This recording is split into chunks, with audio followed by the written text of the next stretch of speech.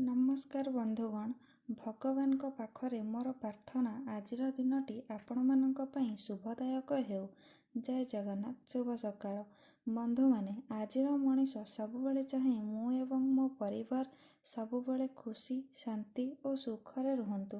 ଆଜି ଯଦି ଆପଣ ଓ ଆପଣଙ୍କ ପରିବାର ସୁଖରେ ନାହାନ୍ତି, ମୁଁ ଆଶା କରୁଛି ଆଜିର ଏହି ଭିଡ଼ିଓ ଆପଣଙ୍କୁ ସୁଖରେ ରହିବାର ମାର୍ଗ ଦର୍ଶାଇବ।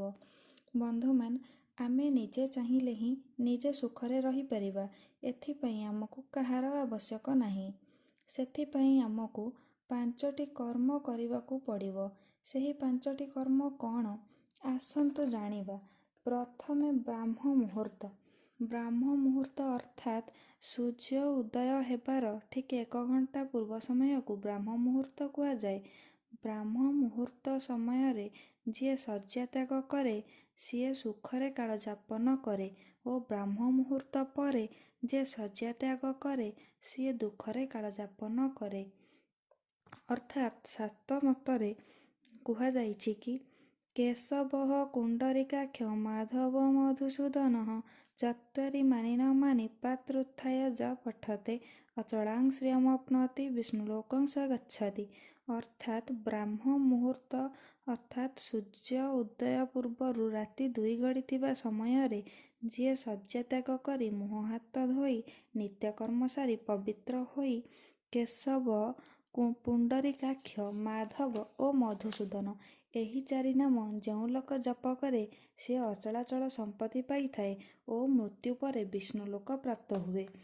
ବ୍ରାହ୍ମ ମୁହୂର୍ତ୍ତରେ ଶଯ୍ୟା ତ୍ୟାଗ କରିବା ପୂର୍ବରୁ ପ୍ରଥମେ ସେହି ଶଯ୍ୟା ଉପରେ ବସି ପୂର୍ବ ଦିଗକୁ ମୁହଁ କରି ଓଁ ନମୋ ଦୁର୍ଗେ ଦୁର୍ଗତି ନାଶିନୀ ଏହି ମନ୍ତ୍ରକୁ 3 ଥର ପାଠ କରିବେ ଏବଂ ଏହାପରେ ସେହି ସ୍ଥାନରେ ବସି ରହି ଆଉ ଏକ ମନ୍ତ୍ର 1 ଥର ଜପ କରିବେ। ସେହି ମନ୍ତ୍ରଟି ହେଲା ଶରଣାଗତ ଦୀର୍ନାଥ ପରିତ୍ରାଣାୟ ପରାୟଣେ ସର୍ବସ୍ୟାର୍ଥି ହରେ ଦେବି ନାରାୟଣୀ ନମସ୍ତୁତେ। ଏହି ମନ୍ତ୍ରକୁ 1 ଥର ଜପ କରିବା ଦ୍ୱାରା ସେହି ଦିନମାନଙ୍କରେ ଆସୁଥିବା ସମସ୍ତ ବିପଦ ଓ ଆପଦ ଦୂର ହୋଇଥାଏ। ଅର୍ଥାତ୍ ଦୁର୍ଗତି ନାଶିନୀ ମା ଦୁର୍ଗା ଭକ୍ତର ସମସ୍ତ ଦୁର୍ଗତି ନାଶନ ବା ରୋଗ ବ୍ୟାଧି ସବୁ କିଛି ଦୂର କରନ୍ତି। ଶାସ୍ତ୍ରରେ କୁହାଯାଇଛି ପ୍ରଭାତେଜ ସ୍ମରେ ନିତ୍ୟଂ ଦୁର୍ଗା ଦୁର୍ଗାକ୍ଷର ଦ୍ୱୟଂ ଆପଦସ୍ତସ୍ୟ ନିଶ୍ଚନ୍ତି ତମ ସୂର୍ଯ୍ୟୋଦୟ ଯଥା।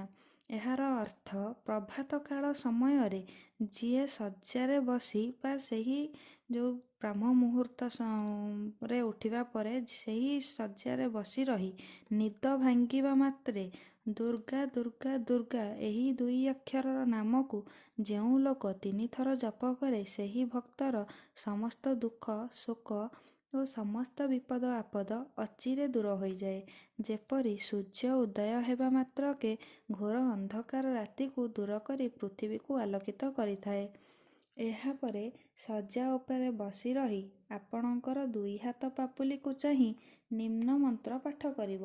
ସେହି ମନ୍ତ୍ରଟି ହେଲା କରାଗ୍ରେ ବସତେ ଲକ୍ଷ୍ମୀ କରମଧ୍ୟେ ସରସ୍ୱତୀ କରମୂଳେ ତୁ ଗୋବିନ୍ଦ ପ୍ରଭାତେ କର ଦର୍ଶନମ୍।